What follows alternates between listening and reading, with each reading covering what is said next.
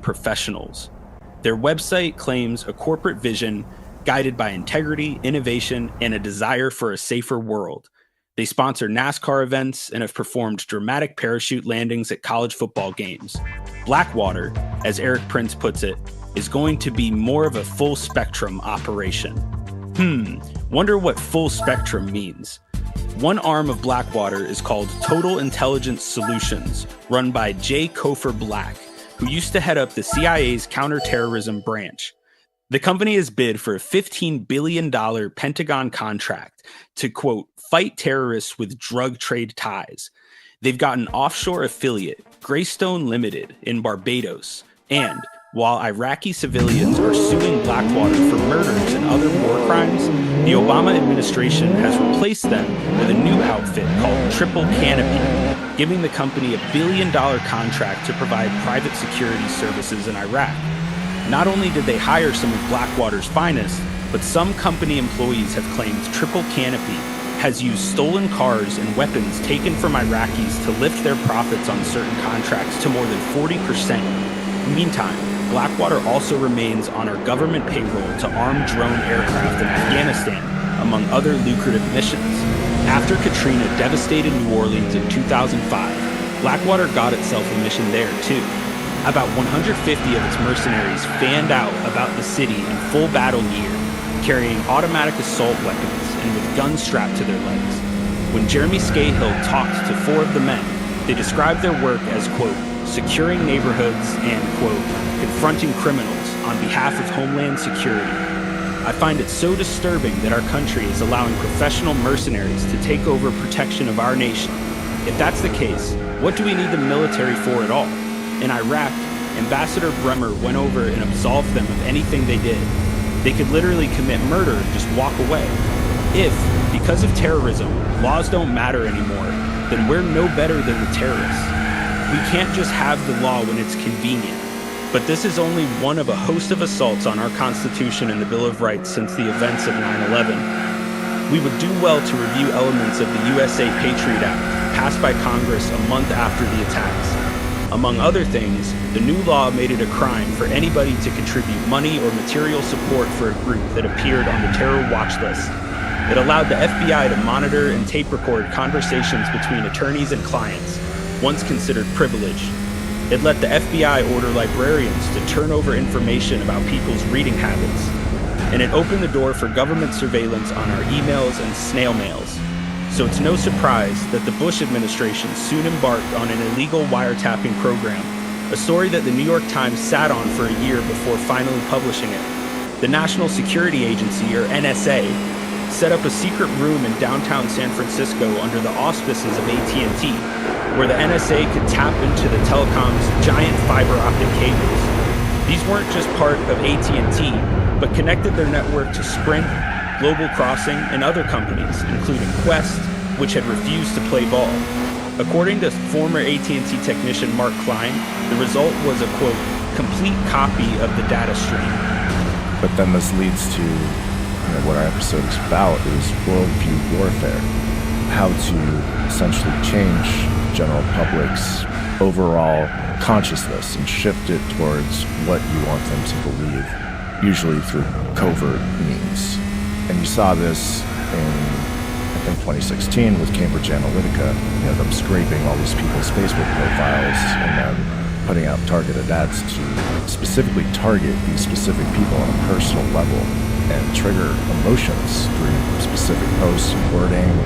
It was super intense coordination, and it went overseas. This was also used during Brexit, which is coming back to kick us in the ass pretty soon, in my opinion.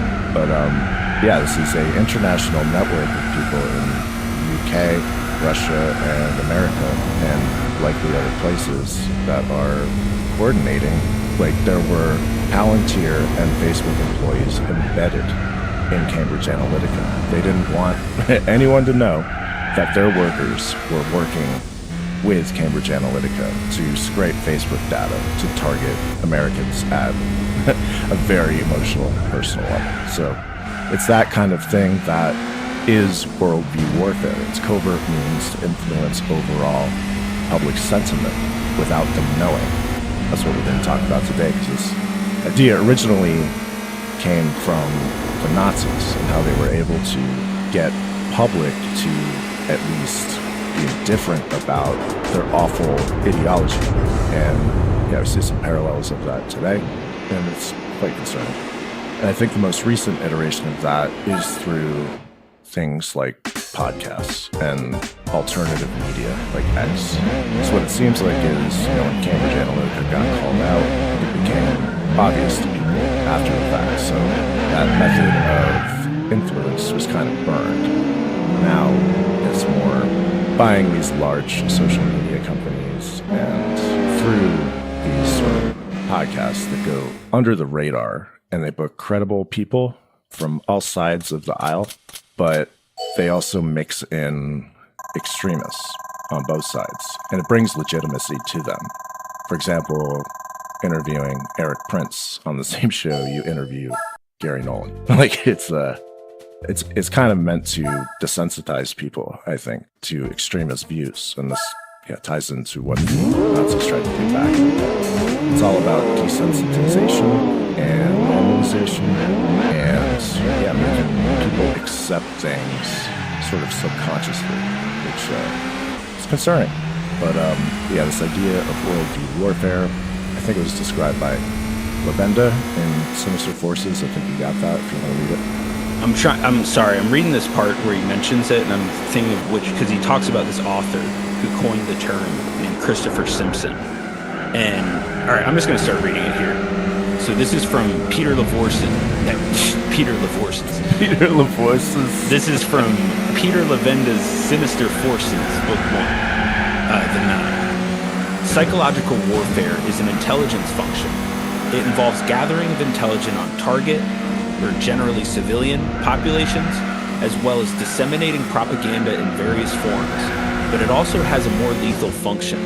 And this has been discussed at length by the respected historian Christopher Simpson in his excellent Science of Coercion, Communication Research in Psychological Warfare, 1945 through 1960. There, he discusses the role Jackson and fellow Bilderberger Nelson Rockefeller played in charge of policy oversight of combined CIA/USIA during the Huk insurrections in the Philippines in the mid-1950s. As we saw with the North African memoir of Alfred de Grazia mentioned earlier, the OSS, forerunner of the CIA, was heavily involved in the Psychological Warfare Bureau from the very start, running joint operations with the army in North Africa, Italy, and elsewhere. Simpson's study, however, goes even further and cites clandestine operations such as sabotage and assassination as functions of the psychological warfare effort from the very beginning. For what the establishment considers psychological warfare, the enemy often considers terrorism. These are two sides of the same coin. These operations are not, strictly speaking, military in nature, but have as their goal the psychological disorientation of an enemy population. The Nazis had already been working a psy-war system of their own since the 1930s when they came into power. Mystic and theosophist Otto Ohlendorf, who would later become a famous SS Einsatzgruppe D Kommando, cut his milk teeth on psychological warfare programs with his own creation, the Deutsche Lebensbild. In 1939, before going hunting in the Caucasus, looking for Jews and Freemasons, and killing 90,000 innocent people in the process, probably the most famous propaganda chief of the war itself was the odd-looking, in-your-face Nazi fanatic Joseph Goebbels. Most Americans and other allies could not name his opposite number in their own countries. Propaganda was something the other side did. Our side does not use propaganda, the story goes. It merely disseminates factual, i.e. truthful information. Meanwhile, quote, propaganda, and quote, psychological warfare became synonymous within the United States intelligence agencies, and psychological warfare was the province of agencies like the famous OSS or the Army's G2, and therefore operated in a cloak and dagger world of secrecy. According to Simpson, even the English term psychological warfare did not come into use until 1941 as a manifestation of that marvelous and perhaps even more revealing German neologism, Weltanschauungskrieg, or worldview warfare. The term psychological warfare was first appeared in an English-language text titled German Psychological Warfare by a historian who would later become famous as the Hungarian-born author of The Game of Foxes and Patton, Ladislas Farrago. Farrago's later work, Aftermath, was a crucial factor in the development of this author's first book, Unholy Alliance. According to Simpson, British and Nazi German strategies and tactics in this field have historically been termed political warfare and worldview warfare, respectively. Each of these conceptualizations of psychological warfare explicitly links mass communication with selective application of violence. Murder, sabotage, assassinations, insurrection, counterinsurrection, etc., as a means of achieving ideological, political, or military goals. Worldview warfare says it all, a battle between our perceptions and those of an enemy population. After all, one could say, isn't that what war is really about anyway? Rob an enemy of their moral justification for fighting? Make your way seem the right way, the good way, the best way. Make their way seem bad, wrong, doomed to failure, and you have robbed an enemy of their will to fight. Even the most crazed suicide bomber is acting from a belief that what he is doing is right, morally justified, and has the sanction of the people that matter, the people that count, God's people. The best, says the poem, lack all conviction, but rob the worst of their conviction and the war is over. It is tantamount to waking up. This episode is brought to you by Progressive Insurance. Fiscally responsible, financial geniuses, monetary magicians. These are things people say about drivers who switch their car insurance to Progressive and save hundreds. Because Progressive offers discounts for paying in full, owning a home, and more. Plus, you can count on their great customer service to help you when you need it, so your dollar goes a long way. Visit Progressive.com to see if you could save on car insurance.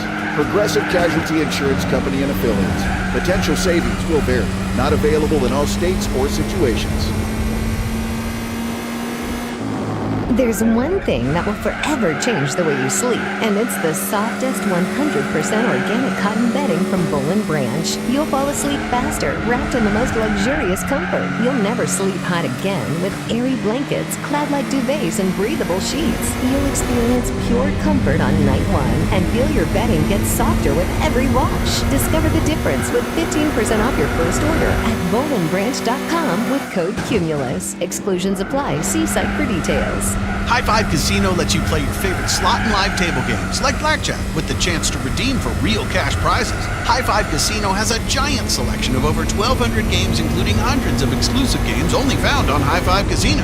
It's always free to play, and free coins are given out every 4 hours. Ready to have your own High Five moment? Visit highfivecasino.com. That's high5casino.com. No purchase necessary. Void where prohibited by law. Must be 21 years or older. Terms and conditions apply. At Arizona State University, we made online education better, smarter, and more personalized so you can go further in your aspiring field. I decided to pursue medicine once I realized that ASU did have the online program for biological sciences. You're still required to learn the same curriculum. You're still being tested on the same content that anyone would be tested on in person. The comprehensiveness of the program prepared me so well for medical school. Explore over 300 programs at asuonline.asu.edu. Finding a voodoo doll in your bed, studded with pins, or a horse's head, a la Maria Puzo's The Godfather. You've been cursed, you will die, and your mind does the rest. That is the value of psychological warfare, of worldview warfare, and it works, at least just as well as the voodoo doll or the dead horse.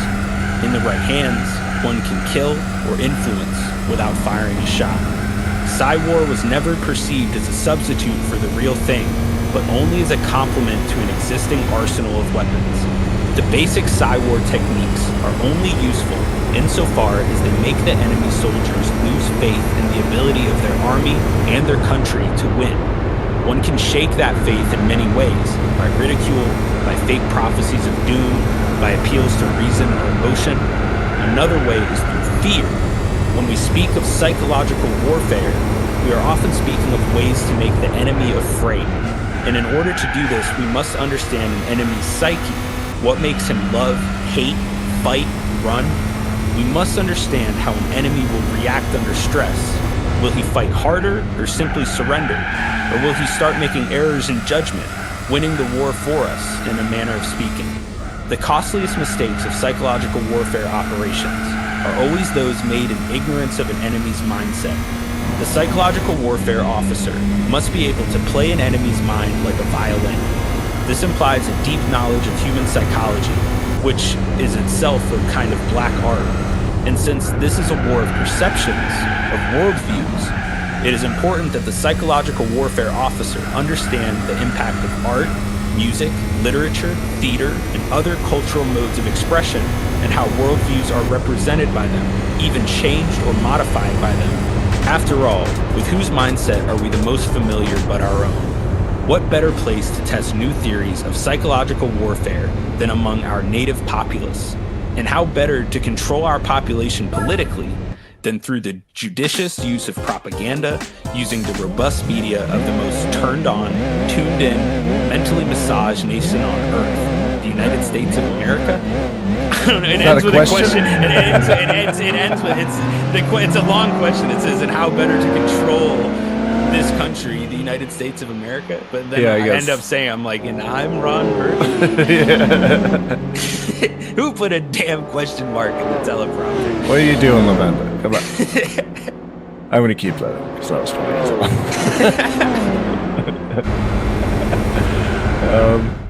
Yeah, dude, that is pretty much it. Explained it actually far better than I remember when I first read that. Yeah, it hits home. Feels very relevant at this point in time. I think a big part of that, at least within the war during World War II, for the Nazis was the V2 weapons, the vengeance weapons. Just the psychological notion of them and what they were capable of and how far they could reach compared to pretty much anyone else is a big part of the sort of mood or the way that Allied forces would conduct their strategy. The advanced weaponry of the Nazis was a big deciding factor, especially in London with these bombings that just clobbered the city.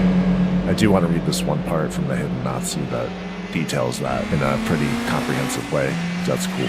Yeah, that's cool. And just so listeners are aware, The Hidden Nazi is the book that was on Jim Semivan's shelf that we've talked about in previous episodes. It's an excellent book. It seems to have caught the attention of TTSA. Yeah, there's a lot in here that no one's really talked about at all. And this book essentially requires a complete rewriting of history. All this stuff, I mean, most of the stuff should be in history books, updated editions of history books in elementary school, or whenever the hell we learned about World War II. I don't remember. I didn't pay attention in school, so now I'm making up for it. But yeah, I'm going to read this part from The Hidden Nazi, from Chapter 4 on the battlefield. Final victory for the Allies would depend on many things breaking their way. In the European theater of World War II, perhaps none was more vital than the success of the D-Day landings in Normandy, France. Even if the vengeance weapons did not achieve a military victory on D-Day, their mere presence played a role, provoking untold anxiety and very nearly causing the invasion to be launched prematurely. During the Allied build-up for the landings, British General Bernard Montgomery made numerous arguments for beginning the invasion early, even ignoring adverse weather conditions in the English Channel, in part because British intelligence was receiving an alarming number of reports that the Germans were preparing to open their missile offensives against London. Some elements within British intelligence were skeptical about whether a futuristic rocket-powered V2 even existed. The conclusion finally reached in Whitehall, the nerve center of Great Britain's intelligence operations, was that the vengeance weapons were real and attack was imminent. The RAF air raid on Peenemünde might have delayed the Germans' plans for the mass launch, but it did not shutter the program. On November 13, 1943, only 3 months after that RAF bombing, Constance Babington Smith, a flight officer and photographic interpreter in the Central Interpretation Unit at RAF Medmenham in Buckinghamshire, England, was studying a series of high-altitude reconnaissance photographs taken over Peenemünde when she made a startling discovery. Using her stereoscope, she identified what she described as, quote, a ramp holding a tiny cruciform shape on rails. A V-1 flying bomb being prepared for launch from a ski ramp-shaped structure. Re-examination of many thousands of photographs identified approximately 100 such structures in German-occupied territory along the extreme northern coast of France, a bare 20 miles from England on the thinnest expanse of the Channel.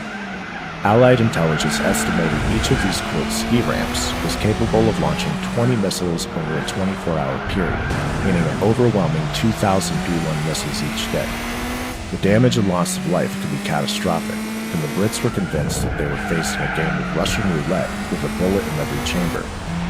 Suddenly, there was enormous pressure to neutralize the threat, not just for London's sake, but to keep safe the rallying point for the coming invasion forces. In December 1943, swarms of Allied bombers were sent to destroy the V-1 launch ramps. But after a nearly month-long campaign, largely because of limitations in bombing accuracy, only 7 had been destroyed. The Americans reluctantly agreed to commit a large portion of their own bomber forces to the campaign, and by the end of May 1944, 82 launch sites were believed to have been destroyed, but only at the cost of heavy losses of Allied aircraft and crews. Now newer modified ski sites were built much more rapidly, some in as few as 6 days. Also, the heavily fortified and more extensive sites, thought to be for larger rockets, that is, the V-2. The fixed bunkers Hitler had insisted upon were discovered on the French Channel coast. The Allies' concerns were intensified by the possibility of chemical or biological payloads. After numerous delays, on May 16, 1944, Hitler issued orders for the long-range bombardment of England to begin in the middle of June. On June 6, 1944, the Allies made the difficult landing at Normandy and set out across France to Germany. Then on June 13th, Anti-Aircraft Regiment 155, under the command of Luftwaffe Colonel Max Wachel, received the coded order, quote, Polar Bear, and the very first German V-1 offensive commenced. Within hours, the first salvo of V-1s was crossing the Channel toward London. The relentless robot blitz had begun. For the British public, the, quote, quiet euphoria of the Allied invasion of D-Day was short-lived and quickly gave way to a feeling of grim determination to withstand this latest manifestation of Nazi terror from the air. Colm assured me that if you did not live through this barrage, you really cannot understand the terror. 73 V-1 missiles hit the greater London area on the first 2 days. Ecstatic, Hitler flew to northern France to personally congratulate the launch coordinator and ordered that the, quote, Cherry Stones, Hitler's nickname for the V-1, derived from the project's original codename, were henceforth to be targeted against London exclusively. Hitler would try to bring the war home to Britain's citizenry, breaking their morale. Within weeks, 370 V-1s struck London, killing 2,500 people and immobilizing the city. Londoners were terrified. A critical part of the psychological terror inflicted by the V-1 was the droning noise of its engine overhead. People breathed a sigh of relief when it passed onward, because when its engine stopped overhead, the missile tumbled to Earth. Picture the major city in which you live, or the one nearest to you, and then imagine 15 to 20 bombs exploding every day. Every day. Think about the calamity and strife caused in the US on 9/11, or by the Las Vegas shootings or the Boston Marathon bombs. And imagine a string of 15 attacks like that every day in a loop, carrying on for weeks with no end in sight. This was precisely the terror Hitler had hoped to mete out to the Brits with his vengeance weapons. At last, the Allies launched Operation Crossbow, which made Germany's rocket supply lines and launching sites the highest priority targets of the combined bomber forces, except for those related to the ongoing trek of Allied forces across France. Here, though, the Allied response played into Hitler's hands. While Allied air forces were directed at vengeance weapons launch sites, known production sites, and transportation routes, other German weapons production sites and German cities enjoyed a respite. Also, thousands of Allied personnel were pulled from other assignments as the Brits painstakingly customized their defenses against the V-1 flying bomb. committing fighter planes to patrol the channel and a thick band of anti-aircraft guns along its own coast, all backstopped by a cordon of 2,000 barrage balloons. But meanwhile, in the War of Intelligence, the Allies seeded false accounts in London papers, manipulating the locations of British missile casualties, giving the Germans the impression that they were overshooting London. In response, the Germans shortened their range, and for a long while, many of the B-1s were off course. So, yeah, at least it ends with a little levity, but yeah, it sounds pretty terrifying. Imagining 20 explosions in your city every day, and the sound of them. That sounds like the ultimate psychological intimidation. Is knowing that if the sound stops overhead, you're pretty much fucked. It's terrifying. But yeah, that's a big part of this, was the psychological manipulation and intimidation and terror. It's terrorism. It's gnarly and it's ruthless, and the fact that these sort of ideologies are still in effect today, or are still prevalent today, and exponentially so, it seems at least sociopathic. It's pretty freaky. This book is crazy. There's a few more things I want to read from it in a bit that has to do with the Department of Energy. But the idea of these vengeance weapons exploding in your city, I don't know, this shit is really grim. Yeah, the Lieutenant General that went on Bill Maher and said that there's more to the UFO subject, Lieutenant General H.R. McMaster. I've read from his book on this show, and he equated drone swarms to the terror brought on by the V2 attacks on London by Nazi Germany. He directly correlated the two. And I wanted to read this part from, before you continue with that chunk of Hidden Nazi. No, I'm done with that. So. Oh, okay. So I did want to include this when we're talking about the psychological element, that Hitler specifically wanted this psychological element.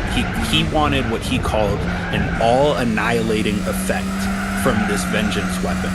And there's this interaction that's described in Walter Dornberger. And Walter Dornberger, as we've said before on the show, was a Nazi general who was later brought in to the United States and repatriated through Operation Paperclip, and he became a high executive within Bell Aerospace for Bell Helicopter. And Walter Dornberger's book V2 describes a meeting between he, Werner von Braun, and Hitler, where they're talking about the recent success of the testing of these vengeance weapons, which is what the V2 is. There was a V1 and V2, and they're both considered like vengeance weapons. I think when people say vengeance weapon, what does that mean? What does that mean? Here, Walter Dornberger directly explains what it means, in my opinion. He says, after I had shown him 2 photographs of rocket craters on land, he asked, after examining them for some time in silence, whether we could not raise the load of high explosive to 10 tons and the monthly deliveries to 2,000. I replied that an entirely new rocket would be needed of enormously larger size, and that if the range was to be maintained such, it would take at least 4 or 5 years to develop such a gigantic rocket. What about quantities? Hitler interposed impatiently. Not possible either, I explained. We haven't enough alcohol. The figures mentioned in my lecture are the highest that the planning authorities would authorize. Any alternative fuel of different origin and composition, I added, would also mean a new rocket and could not be ready for some years. A strange, fanatical light flared up in Hitler's eyes. I feared he was going to break out into one of his mad rages. But what I want is annihilation, annihilating effect. How could I answer that obstinately bald demand? Speer, Keitel, Jodl, Buell, and the others stood silent and apart, watching me closely. I replied briefly, quote, no one can get more out of a ton of high explosive than it is capable of giving. We might be able to increase the effect to some extent by using a particularly sensitive fuse. We have not yet tested that, nor has any expert so far been able to prove it theoretically. Hitler turned again to the models. I went on speaking to his profile. I guessed his thoughts. Quote, please discourage the propaganda that is starting about the decisive effect these, quote, all-annihilating wonder weapons are going to have on the war. it can lead to nothing but disappointment for the country. Our aim was to increase the range of heavy artillery out of all recognition by using new methods. We have succeeded. We have also, by the use of rockets, reduced to a minimum the inadmissible weight of heavy guns in the field. With a dispersion that is quite reasonably low, we can fire about a ton of high explosive, 160 miles, and cover targets only bombers could reach before, without risking a machine or a crew. No defense against the rocket exists. As Hitler said nothing and continued to listen attentively, I went on with particular emphasis. We have developed this weapon. We can service it and put it into tactical use. It was not our task to assess its psychological effect, its usefulness in present conditions, or its strategic importance in the general picture. While I was talking, I suddenly realized with absolute certainty that Hitler, after all these years of hesitation, now expected the new weapon to produce a turning point in the war. The 10-ton load he had demanded a few minutes before was evidence of the fact. But even that senseless demand, assuming it could be met, would not decide the war. For that, we needed a new means of destruction, new sources of energy. Would it be atomic energy? Out of the question. I knew how slight had been the progress made in that field in recent years by research branch of the Army Weapons Department. I knew how seriously the whole project had been upset by the destruction of the heavy water plant in Norway. It would take years to get provisional results, even assuming the highest degree of priority and maximum resources. As sober technicians designing our first rocket in 1936, we had not dreamed of such remote possibilities. I felt I must try again to make clear to him what he might fairly expect. Wishful thinking would get us nowhere, so I began once more. Quote, when we started our development work, we were not thinking of an all-annihilating effect. Hitler swung around in a rage and shouted at me. No, you didn't think of it, I know, but I did. In the face of this outburst, I decided to keep silent. Keitel hastened to change the subject by stressing the need for more air raid defenses at Peenemünde. Anti-aircraft guns were granted forthwith. The tension relaxed. Hitler promised, as proof of his favor, that from now on we should enjoy his top priority. Yeah, and the United States was like, that's our guy. Yeah, dude. And keep in mind, both of those guys, Werner von Braun and Walter Dornberger, both took oaths to Adolf Hitler before coming to the United States. Just wanted to make that abundantly clear to people. The interesting thing in Hidden Nazi is Dornberger, this book you just read, which is crazy that he even had a book and published it. wasn't held responsible at all for any of the crimes he committed. There's a document showing an extradition request. Let me just explain who Hans Kammler is first for a minute. We did 2 episodes on him. You can go listen to it about his secret weapons and think tank. And I'm going to get into that a little bit actually, because there's some interesting stuff there. But yeah, basically Hans Kammler was the logistics guy for the SS. He's the one who, essentially, when it comes down to it, built the infrastructure to murder people during the Holocaust in the most efficient manner, in the most cost-saving and timely manner. And yeah, he was the guy in charge of building gas chambers and all this awful shit that the Nazis did. He's the guy who orchestrated it all and tried to make it as easy as possible to kill as many people as possible. So this guy is truly evil. He was high up in the SS. I think it was just under Himmler, and he is barely ever talked about. And yeah, this book, The Hidden Nazi, is pretty much all about him and what his role was during the war and how he ended up in American custody, essentially. And no one knew about that. Well, the story was, and I think you mentioned this in an earlier episode, that he killed himself, right? Pretty much every special weapons program or project that the Nazis had going, Kammler seemed to be in charge of all their black programs and all of their high technology, including the Bell, if it supposedly existed, which I think it did. And I don't know if people have seen that, but there's a man named Jacob Sporenberger who that's where that guy Igor, who's the author of the Truth About the Wunderwaffe, the Polish writer. No idea. It's Igor Wazinski or something, and that writer writes about a confession from a Nazi named Jacob Sporenberger, and Jacob Sporenberger confessed under interrogation that all these scientists had been killed working on this program that was the Bell program. And other authors speculate, like I know Joseph Farrell has talked about the Bell and written a book called The Brotherhood of the Bell, where he goes into this in some detail.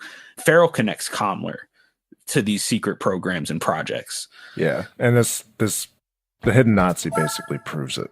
All the documents they got essentially proves it. They prove that there was an extradition request in 1946 from the British for Kammler, and they speculate that they might have actually been trying to trade Dornberger for Kammler, which might have happened.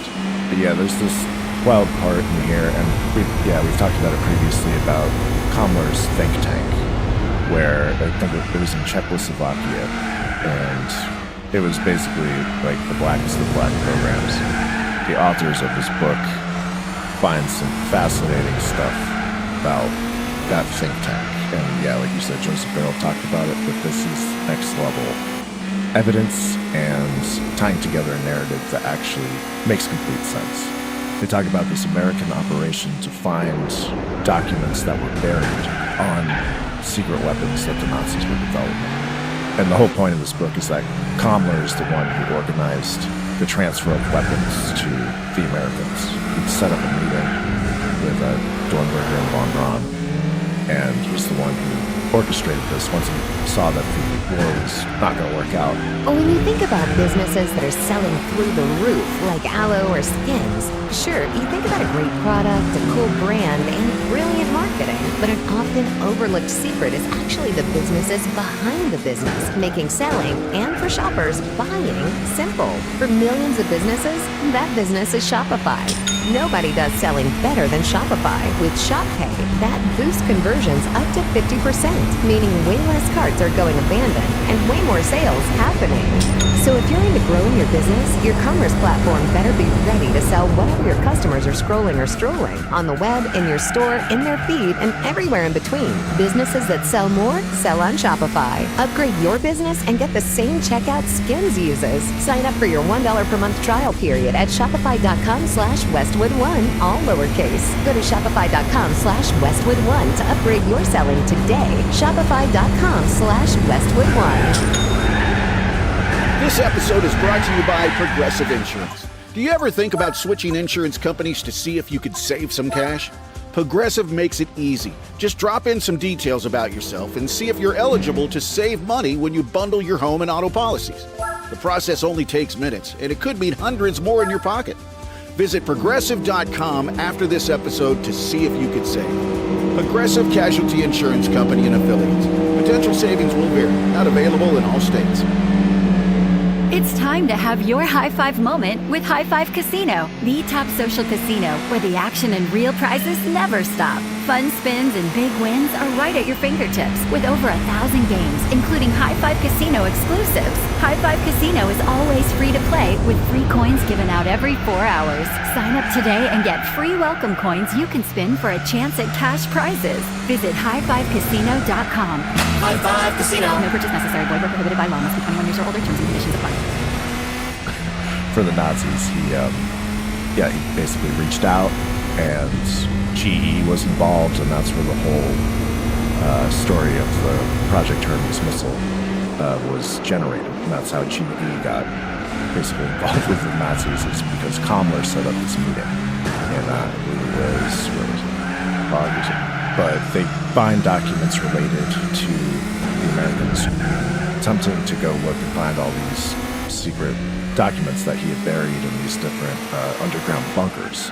At the end of the war, they basically used slaves to build underground tunnels and facilities as fast as possible to avoid the bombings from the Allied forces. So he's the guy who was in charge of all that. He was the logistics guy. But he also had a think tank that these guys found documents about.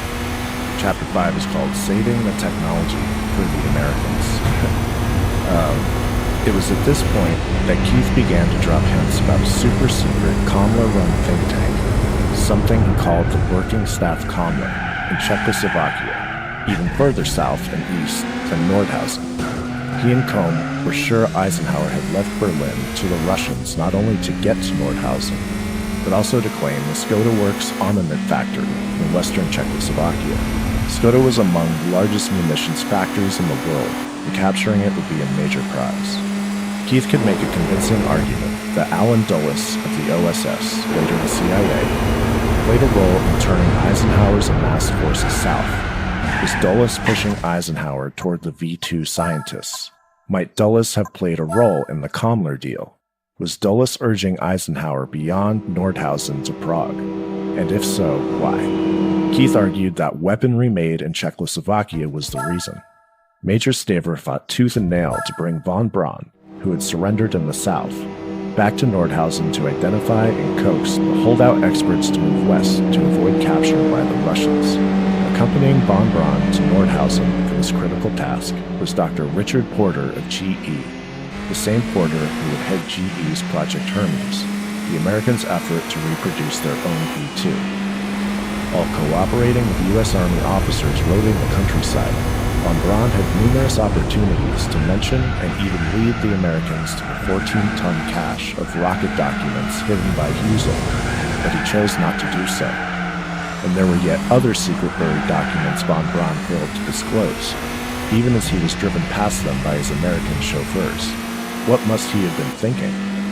Also working closely with Major Staver Divine Scientist was engineer Ed Hull, yet another GE official. They're talking about General Electric in America. Nordhausen was filling up with American industrialists. The fact that the Americans had GE personnel in place at Nordhausen indicates they had been tipped off in advance to its purpose and location. Kammler's emissaries is my guess. So then they go into talking about looking into Czechoslovakia to try to find this think tank that Kammler is thought to have been running under Skoda Works. Kohm and Jarrow, his treasure hunting guide, hadn't confined their adventures to the crossroads where Kammler supposedly committed suicide. They had also made a house call in Prague to confront the Czech archive officials about Kammler's diary. From there, they were all over Czechoslovakia, including Skoda country, trying desperately to pin down details for our story. Sometime later, Keith pinged the Pentagon's Air Force Intelligence Division with a document request. The response is the first ever documented proof that an operational cyclotron was removed from Czechoslovakia by the Russians at the end of the war. And not just a laboratory version, but an industrial-grade, large cyclotron. So, as we are the first to establish, courtesy of this daily activity report of the Air Intelligence Division, the number of cyclotrons in Nazi control during the war, and therefore their ability to enrich uranium, has been underreported by history.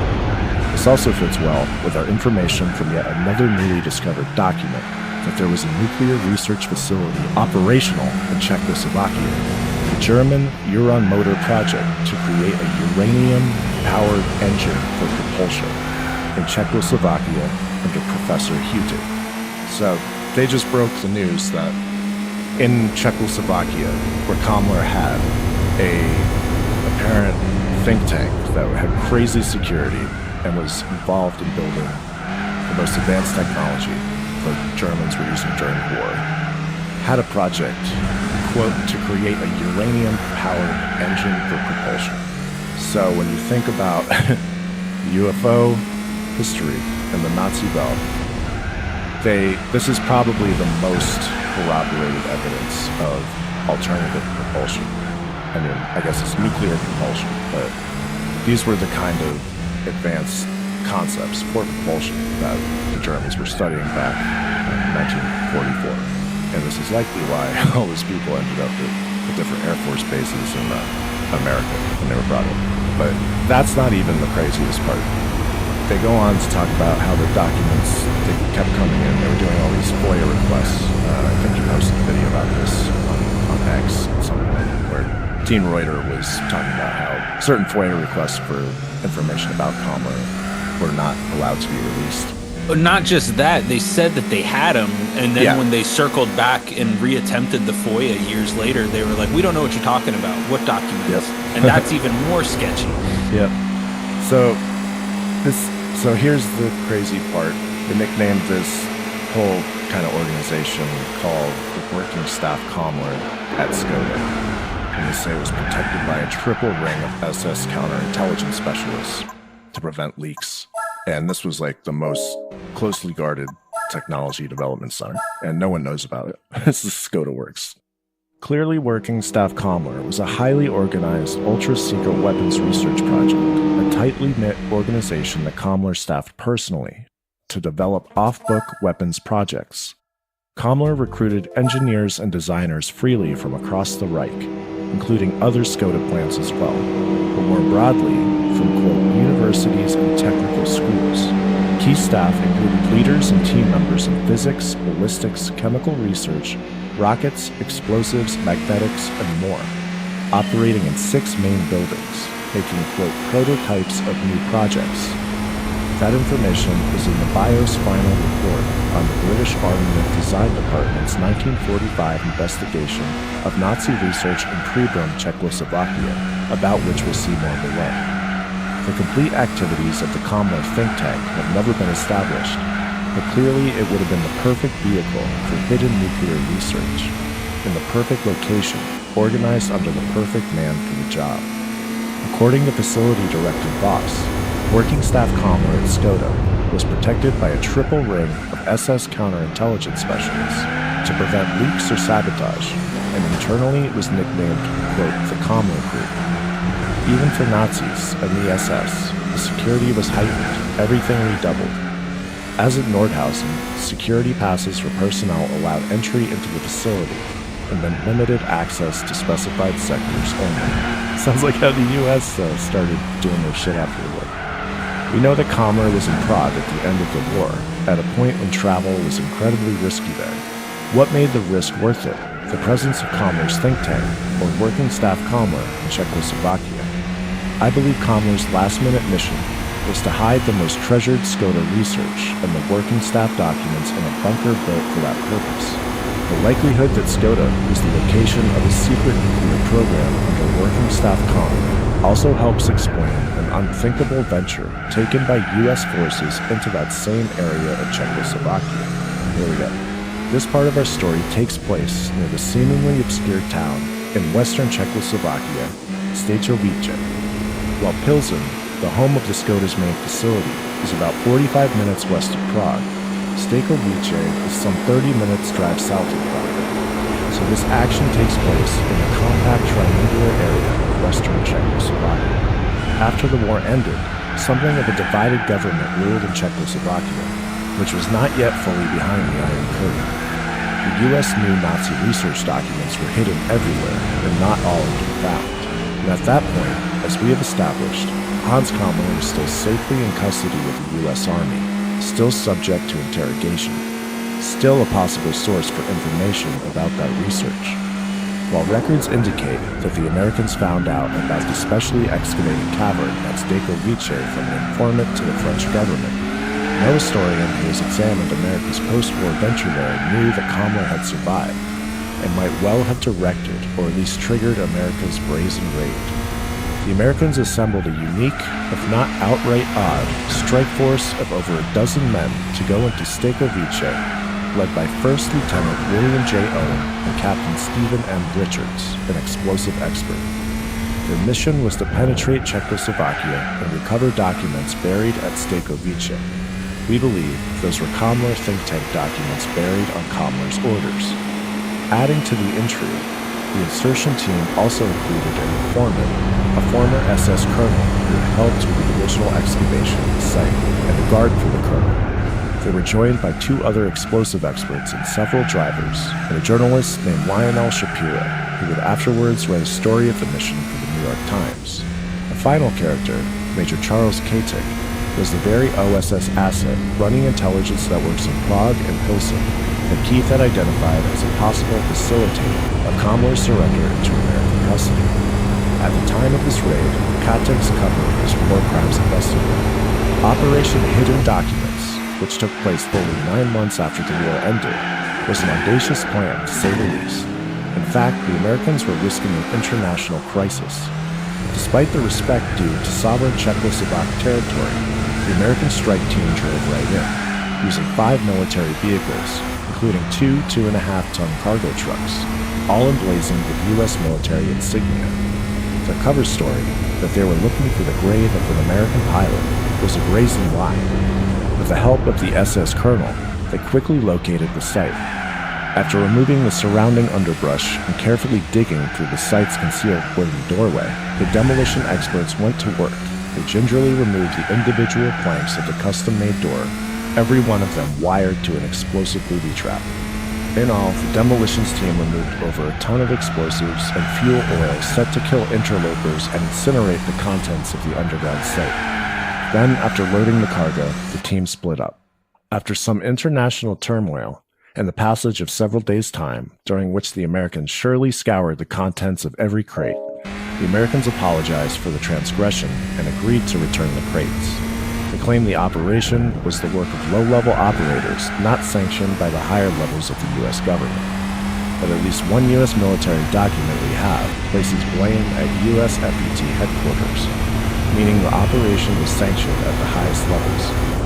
Reports as to what was in those crates, archives of Germany's wartime occupation and administration of Western Czechoslovakia, Gestapo files, inventories of German treasure, documentation of Germany's weapons projects. Reports also vary to whether the United States returned all files, switched out some files, or at least made microfilm copies of whatever interested them. Do notice that the documents at Stejkovice were hidden by Kammler's SS in a cavern underground, Kammler's domain. There is yet another layer to the story. Keith posed an unanswerable question. Why had the Americans, decades later, immediately after the collapse of communism, returned to Stejkovice with a team of scientific experts 44 years later? Officially, the team on this second mission hailed from the Jet Propulsion Laboratory in Pasadena, California, but it was much more likely, Combs' research showed, that they were really from Lawrence Livermore and Los Alamos, the Americans' leading nuclear labs.